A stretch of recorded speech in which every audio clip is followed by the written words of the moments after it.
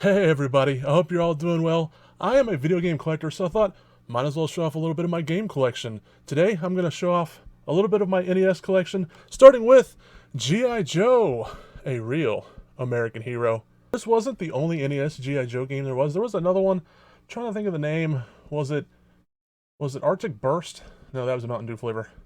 Was it Winter Soldier? No, that was a Captain America movie. Marine 5? Bikini Warriors? No, anyways, doesn't matter. I didn't really play that one much. I don't even know if I own that one or not. If I do own it, I'd just play like once maybe. But this one, the real American hero, this one was my jam. Speaking of my jam, even though I haven't played it in like a couple years, I still have one of the theme songs to one of the levels stuck in my head that I just randomly sometimes hum, even to this day. Next up, we have DuckTales. Woo! The original, of course. If you have DuckTales 2, consider yourself lucky because DuckTales 2 came out at the very end of the NES life cycle. So they put out a very few of them and it didn't really sell very well. So now they sell for like $200 to $400. Hey, if you know someone who has one, offer them like $10 and sell it for $200 if you want to be a dick. Next up, we have Monster Truck Rally. A fun little fact about this game is it actually has a course editor, a track editor, where you can make your own monster truck track. As far as I know, this was like one of the first games to ever do this, maybe the first game to ever have anything like that in it. If you know of any other games that had your own like course editor or map editor in it, that was for the NES, or maybe even earlier, let me know. I'd really be interested to know if this was like one of the first games that did that. Next up, we got Left Turns Galore with Days of Thunder, a game based off that NASCAR movie with what's-his-face in it and what's-her-name. I actually do have a sticker on this game. I don't know if y'all saw it. It says I got this game for $2.95, but it doesn't say where from. It just says miscellaneous NES games. I guess that's where they had it categorized. And it was probably a pawn shop. Me and my dad, when I was young, we used to, sometimes on the weekends, we used to go up and hit up all the pawn shops around town and try to get good deals on video games. But of course, the internet put a stop to all that. Stupid internet. Next up, we have P.O.W, aka Prisoners of War. A pretty fun game. I think it was one of my dad's favorites. I think he used to play it a lot when I was growing up. It was fun, but if I remember right, it's pretty dang hard, like most of these games were back then. Next up, we have North and South. Of course, a game based on the American Civil War where you can play either the North or the South.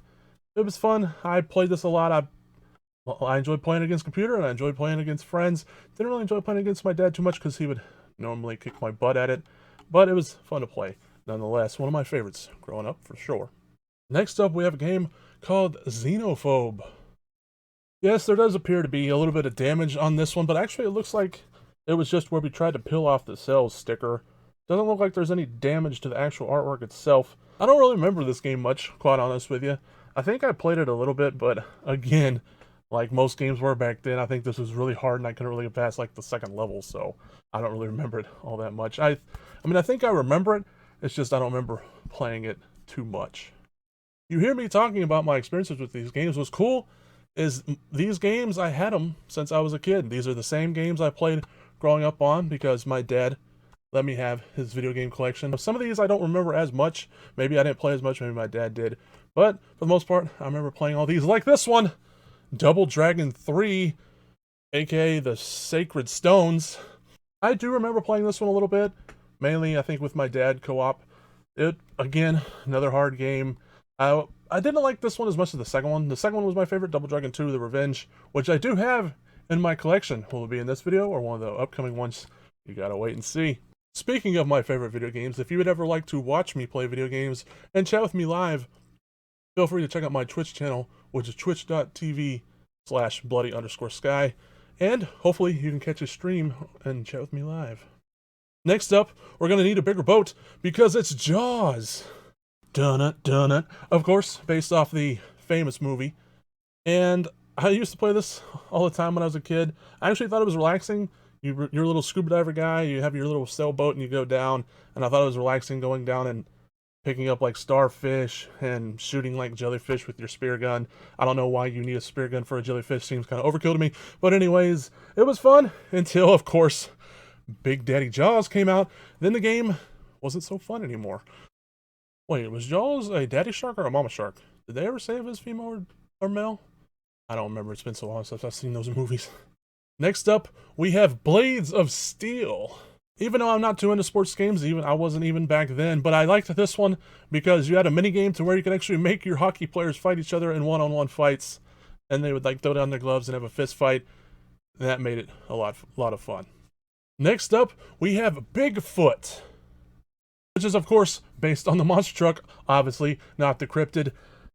It was a fun little game. I played this one a lot too. It's if you played it against your friend, I think if you knocked the friend out, like if you made them go bankrupt with $0, they would get replaced with an AI character for the rest of the game, for the rest of the tracks. I think there's like 10 or 12 tracks.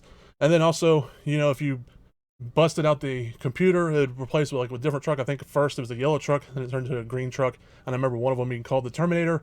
And of course, Terminator was one of my favorite movies growing up, so I remember that. And I also have Terminator on NES. It's part of my collection, and it will be coming up in these videos soon enough as well. And last up but not least, we have a basketball game called Arch Rivals. It also has like a little subtitle, a basket brawl. I remember I liked this one because there was like a coach, I think it was the coach. He'd run down the side of the court with the players, and he'd always be looking all mad all the time and be steaming mad, and I just always thought that was funny. I got a bonus round for you. I don't know if I'll always have a bonus something to show you, but I do this video. But before I get to it, if you're liking this video so far, feel free to like this video and subscribe to my channel, and make sure you let me know down in the comments. If you played any of these games, did you play any of these games growing up? Do you still have some of these games like I do? I would love to know down in the comments. And also, if you're really enjoying this video, let me know that down in the comments as well, so I can make more of these, so I know you guys are enjoying it, and I can make more ASAP. So, the bonus round I was talking about, it's not quite an NES game. I guess it's more of an accessory. It is the game Genie. Around there. It's video game enhancer, which is basically like video game cheats. It has a guy, which I'm assuming is the game Genie himself, doing like a Randy Orton-esque pose. If you know, you know. And how it worked was you just say Jaws, say Mama or Papa Jaws was pissing you off too much. You just take the game, you insert it like this.